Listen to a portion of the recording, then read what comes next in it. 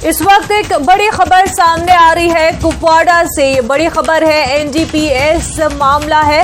NDPS act के हवाले से ये मामला 2 अफराद को कसूरवार ठहराया गया है। एनआईए कोर्ट कुपवाड़ा ने 2 लोगों को मुजरिम करार दिया है। काफी अहम खबर है ये। एनडीपीएस एक्ट के हवाले से ये खबर है, कुपवाड़ा का ये मामला है। 2 अफराद को कसूरवार ठहराया गया है। एनआईए कोर्ट कुपवाड़ा ने 2 लोगों को मुजरिम करार दिया है।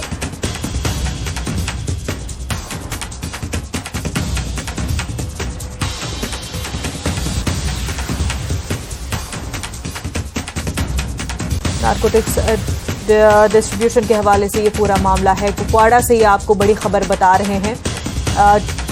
एनआईए कुपवाड़ा कोर्ट ने 2 लोगों को इस मामले में मुजरिम करार दे दिया है।